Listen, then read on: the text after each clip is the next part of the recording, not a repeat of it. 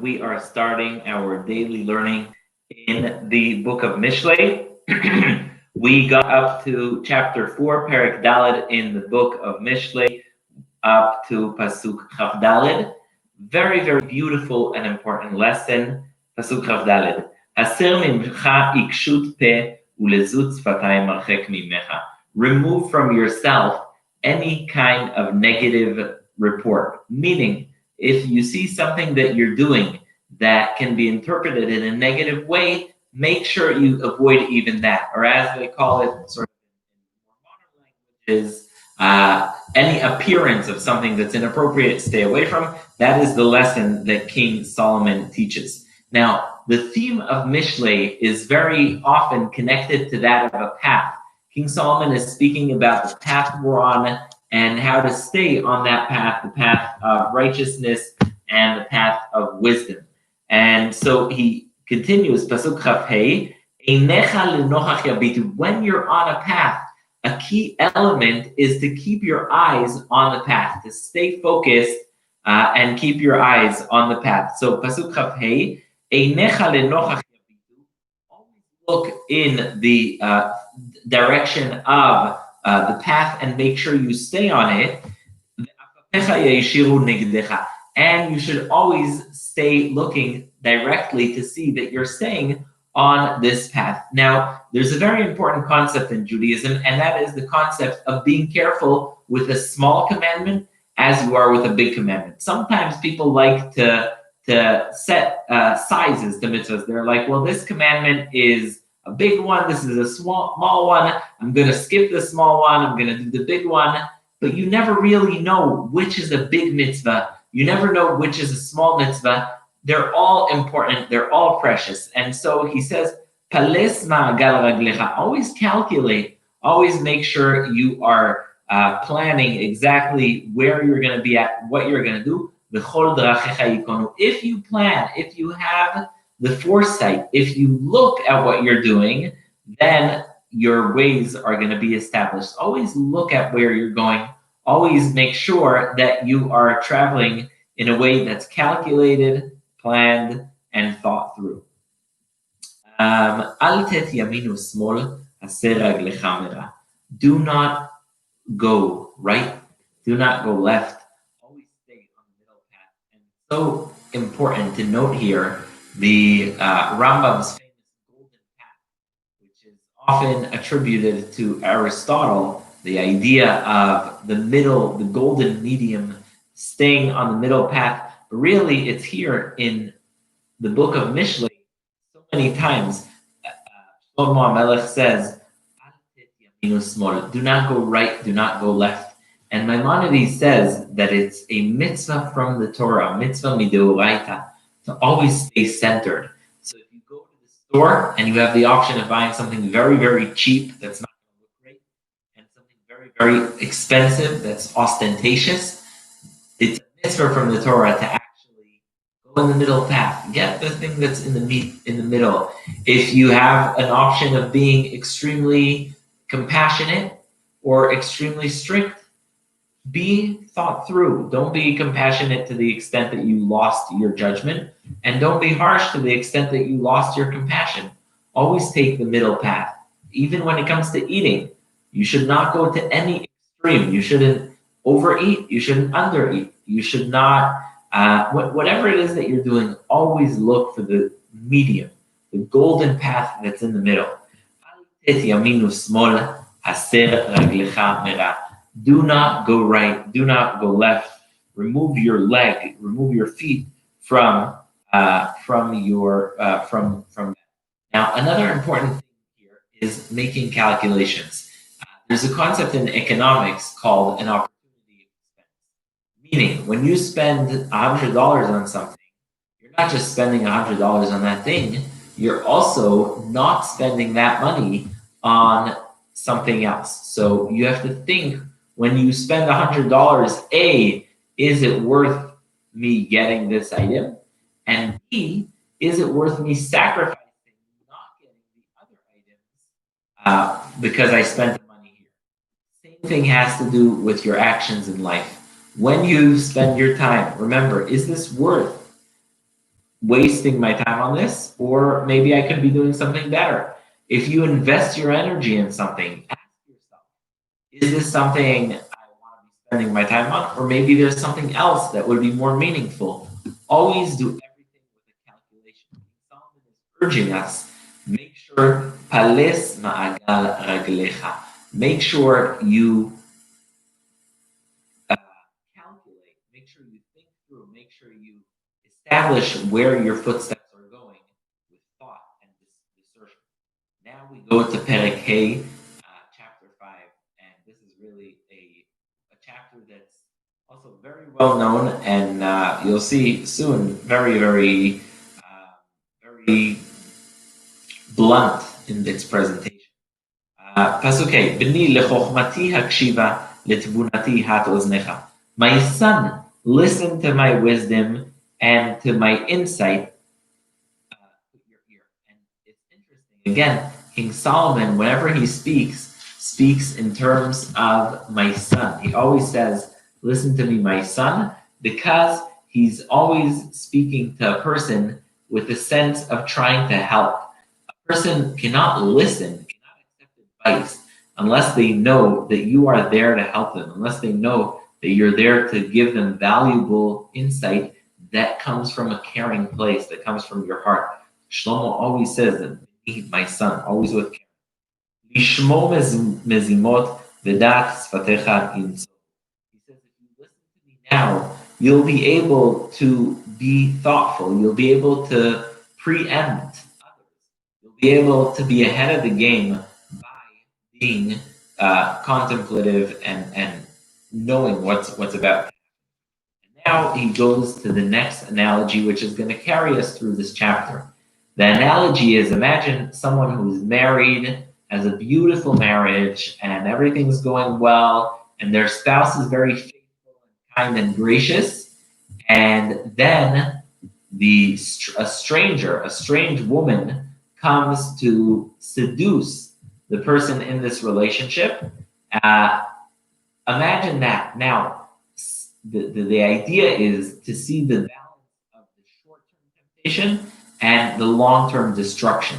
That's what this analogy is all about. A person is living in a beautiful marriage. Everything's going well. They have a faithful, beautiful wife. And yet they're being tempted by someone who's going to come and go. They're going to come into their life and they're going to leave. And they're going to leave so much destruction in that person's life that it's going to be regretted. Shlomo HaMelech compares Avodah Zarah to this seductive one-moment woman who's just going to come and go, and by the time she's gone, his life is going to be completely destroyed. So that's what he compares, the temptation of Avodah Zarah, of idol worship, to this situation. Pasuk Gimel, chapter 5, verse 3. Hinofet titofna siftei zara. The lips of the strange woman, this seducing woman, titofet nofet, they're dripping with compliments, with sweetness, with good things. V'chalak mishemen chita, and her stomach is smoother than oil. However, now what you need to understand is Pasuk Daled, ve'acharita mara kela'ana. Yet at the end, you will find yourself with a situation more bitter than any bitter herb you can imagine. And how many times have we seen this in the news? Someone who has a beautiful marriage, a beautiful wife, a beautiful family, and yet they destroy all of it for one moment's temptation.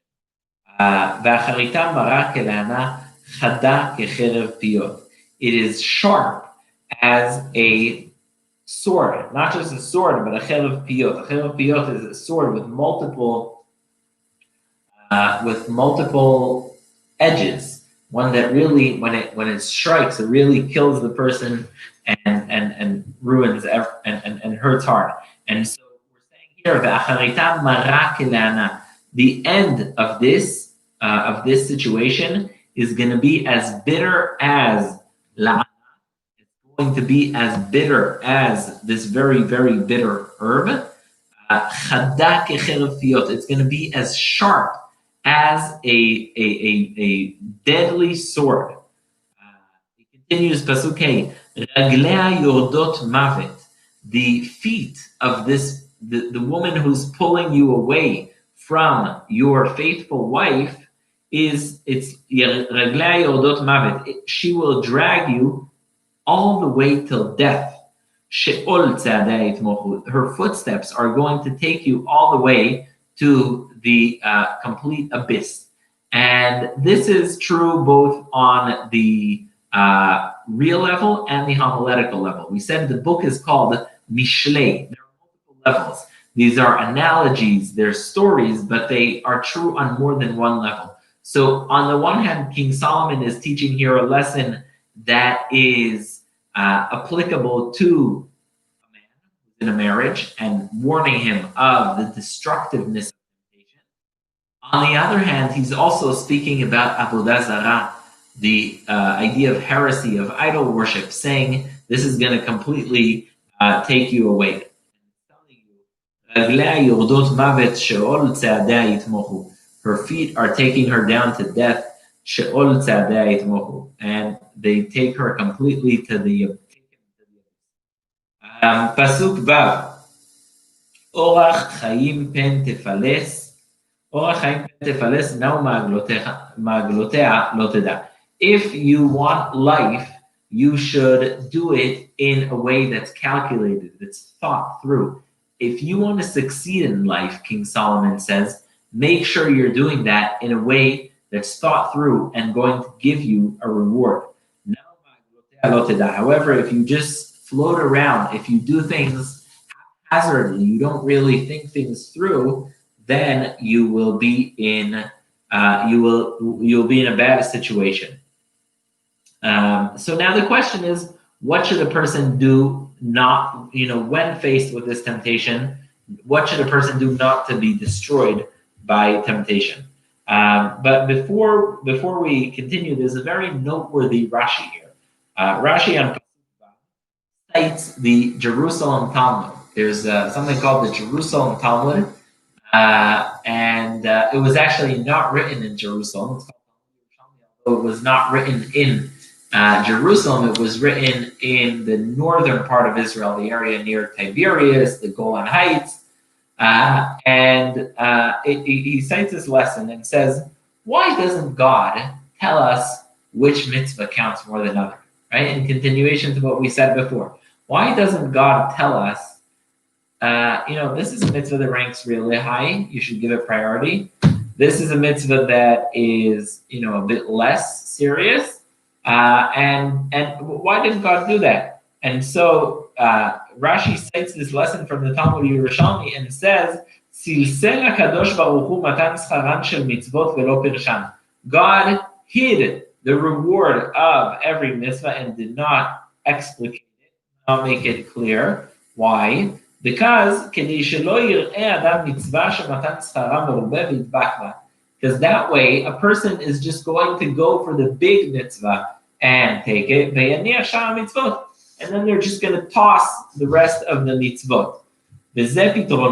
So in order to not to avoid the mitzvot of the Torah, God made sure that you didn't know exactly which is worth which. Now you may wonder, well, why is it? Like if really one mitzvah is worth so much more than the other, then why is it that God hid this reward? So I'll say a few things. First of all, the idea of mitzvot is like a mosaic. So many mitzvot are most meaningful in the context of other mitzvot. So of course, every single mitzvah has its individual reward. However, the beauty of the mitzvot is the tapestry of the mitzvot. The 613 commandments combined, that is what brings really beauty to the mitzvot. That's one thing. The other thing is, we know there's a concept that says, Lefum tzara agra. In Pirkei Avot, the rabbis teach that the reward is according to the pain and the effort. And so, the idea is that every mitzvah really can be a major mitzvah. If it involves effort, if you put in If usually giving tzedakah for a very rich person is not so difficult, but you made sure that you really took your extra wages that you earned with great difficulty and you gave some of them to the poor, that is so much more rewarding. So the idea is that God doesn't necessarily explain all the mitzvot, is also because a small mitzvah can have a tremendous reward if done with effort, with sincerity, and with genuine desire to do Hashem's will. There's a very famous commentary of Maimonides, the Rambam, Rabbi Moshe ben Maimon, the great doctor of the king of Egypt, and he says as follows.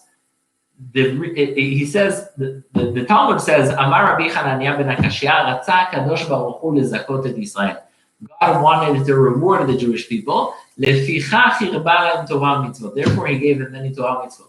Maimonides makes a statement that throws all of his contemporaries into a tumult, and he says the meaning of this is that whether it's a small mitzvah or a big mitzvah, the only way a person can reach Gan Eden, can reach the world to come, is if they do a mitzvah with absolutely zero ulterior motives, only the intention of doing God's will. That's the only time a person will get rewarded really fully in Olam Haba for a mitzvah. And he notes that it's possible that a person may only have one of those in his life. So rare is the notion that we would do a mitzvah for absolutely no intention other than doing God's will, that Maimonides said we needed 613 mitzvot, 613 commandments in order to make sure that maybe perhaps we'll get one of them exactly with the right intentions that we need, with the intentions of purity and sincerity.